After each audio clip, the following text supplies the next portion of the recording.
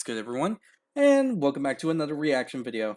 Today we're going to continue on to the second last theory of the real Dreamworks shared universe. This is part 8, Over the Hedge Connects Everything. I do not know how that's going to be possible, but okay, let's do that. Let's see how Over the Hedge connects everything.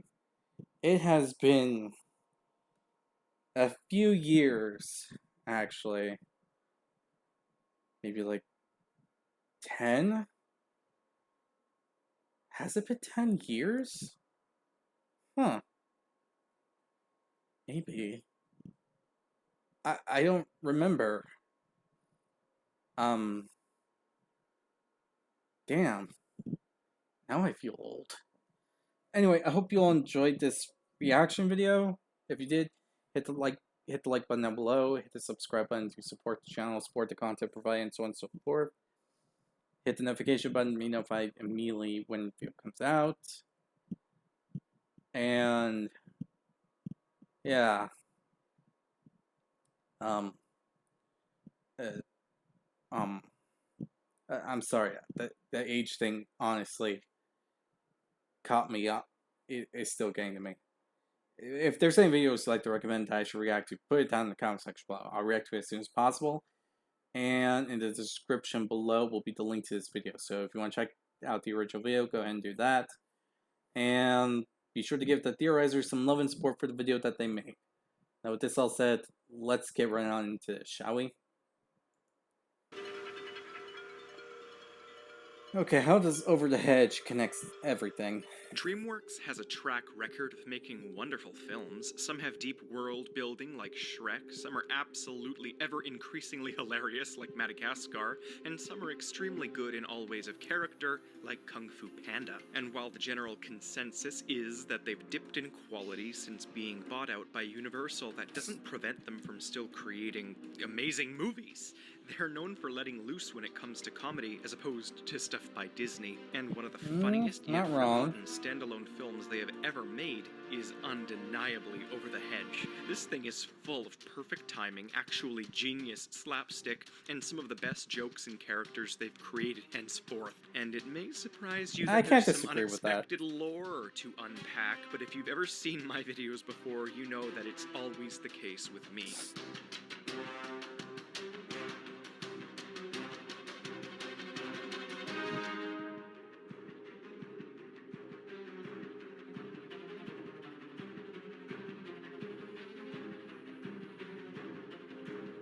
Hello, I'm the Theorizer, and here we see Glattus Sharp, one of the most over-the-top, goofy, bureaucratic nutjobs ever put to animation. All of the jokes at her expense land well, and that's her purpose. But what can I dig up on her, and what might it unearth about the rest of this movie's unexplained backstories? I'm gonna explain all we know first, and see what comes of it. So, Glattus Sharp is the president of a homeowners association. She seems to organize and dictate this El Rancho Camelot suburb in Chesterton, Indiana. Her rules are tight, strict as hell. She determines such petty things as the 54-acre suburb's collective grass length, and she flies off the handle when it's so much as half an inch longer than is acceptable in any given yard. Nuts. Every other person in the neighborhood thinks she's, well, exactly like this. This community is extremely isolated from outside interference, and it has its own newspaper. It's a very exclusive arrangement, and this woman is so into her job because managing the homes of this kind of enormous-gauged community is a job on par with being a sort of city mayor. The suburb is huge. It's been debated whether or not she's even the real villain here. When they all debate in the street over whether Ozzy is dead or not, Glattus exclaims that she hopes he's not in any pain. This is genuine, despite her comedic knee-jerk reaction to kill it when he jumps and runs away. Glattus Sharp is not a bad person per se, but she is a workaholic and she loves being one. She loves perfection and keeping the community she regulates in check. She wanted all of the animals humanely killed before they got painfully injured, but after more and more madness, she lost her cool and demanded inhumane execution. She owns a highly pristine cat whom she loves, and she is by no means a sociopath of any sort, let alone a psychopath. She's just short-tempered and often past the point of rationale.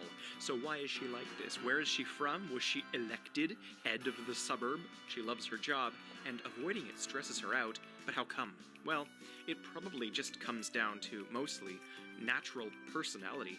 I've basically already dissected her personality in another video. You see, Glattus Sharp looks, sounds, and acts exactly the same as this character from the animated tween television show Total Drama Island. What? She's just like the character known as Heather, whom I analyzed a few months ago. I'll just link that video in the box above. Does she? I don't remember for sure, in all honesty. It's a little blank on the top of my head. Now for those I don't know who for want to sure. know more about her nature. But could Glattus be responsible for more than she lets on? Is she a part of some government body that created this neighborhood to begin with? Probably. She's likely trying to move up the ranks, and this smaller, near-political pseudo-occupation seems to be her stepping stone. The brochure even reads the kind of thing she'd write. Only a select few will call it home.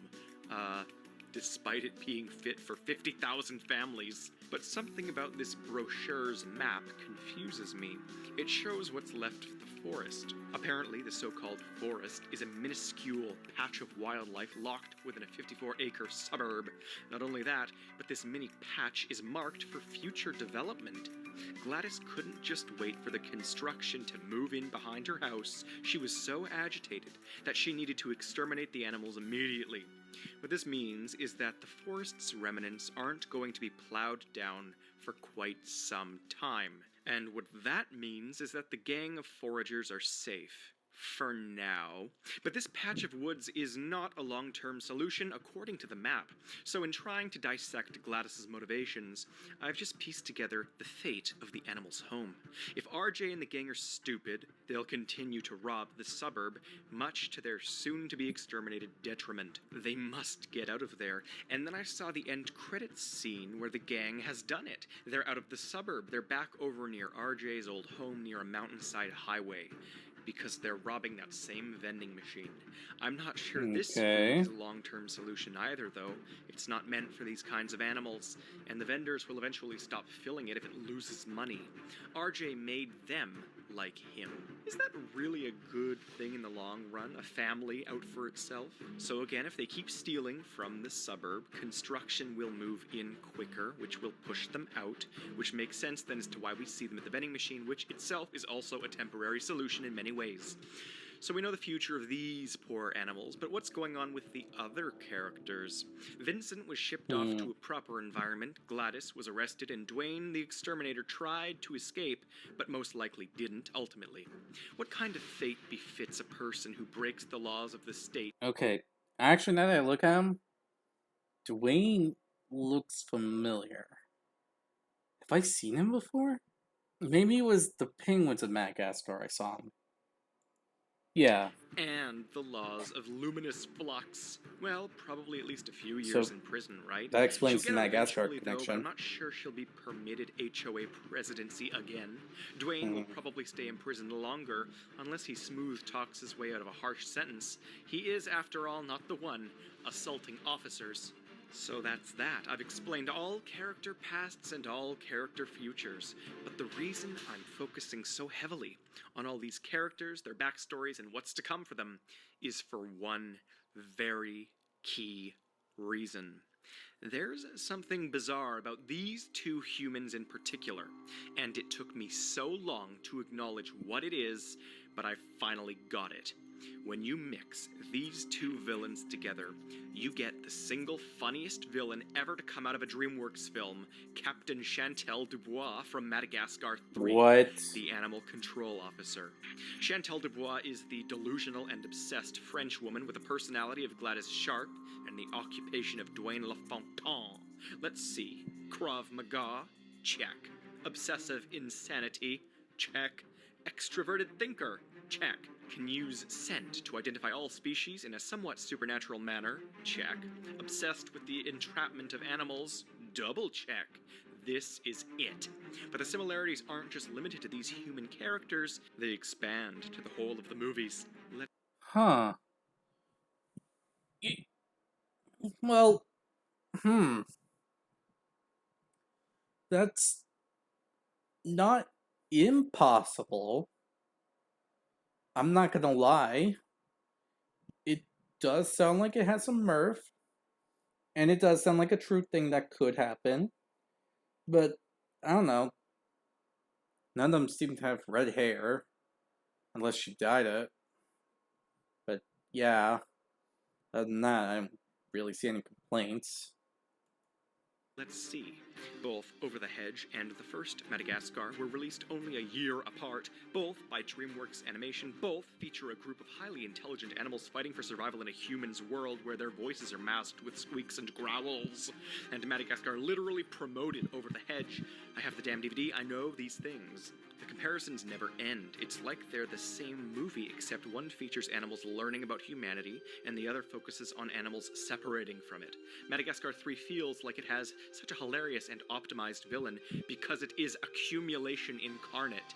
Dubois mixes at least Nana, Dwayne, and Glattus. It's my occupation, literally, to identify each animated film company's individual multiverse and discover how each Easter egg and pattern similarity crosses over until they become a shared universe. It took me 12 videos and 3 years to solve only a third of Pixar's, and upon studying the technicalities of Dubois and Over the Hedge, I have come to one simple realization. We now have solid evidence to suggest that Madagascar and Over the Hedge take place in the same world. Have you seen that video I made a while back? Almost a year and a half ago, I made one of my only theories on Madagascar, where I tried proving that Dubois was Nana's niece. I'll link it above in the box now. It is one of my best videos, but I'm slowly becoming inclined to suggest that if it truly is a shared universe, and the parallels, by the way, are uncanny, then could it also be true that people like Dwayne Lafontaine and Chantal Dubois, both with French last names, could have gone to the same school or training facility? Some sort of extremely advanced anti-animal intelligence secret society? It's a leap, of course, but their abilities are spot-on identical, and their pattern matches swimmingly. They know animals are smart, and they know how to cut them down. This supposedly Texan exterminator is more than meets the eye. The French are breeding exterminator terminators to suppress naturalistic IQ in hopes of keeping humanity dominant. Obviously that's a jump, but the similarities between them are uncanny and desire explanation. It's sounding like a cliche Pixar theory-esque timeline right now, but it's not. This is merely a complex pattern. So, in summary, we've predicted Glattus, Dwayne, and the animals' futures. We've scanned for Glattus and Dwayne's backstories, and using loads of evidential patterns, I've come to the proposal of a shared universe here, with overlapping seen in the educations and surnames of Dwayne and Dubois. Okay, so that's an interesting thing. So they might be part of an organization instead of them being related. To where in this organization they know something's up with the animals around them. That's a interesting thing to do. But it's not impossible. I think we have seen instances of that before. Anyway, I hope you all enjoyed this video. This was an interesting thing to go on about.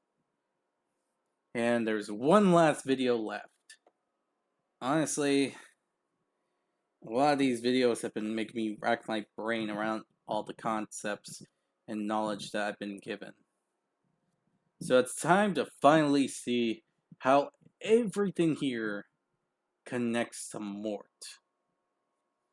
And I'm really curious about that now. So, until next time, I'll see you then, everyone.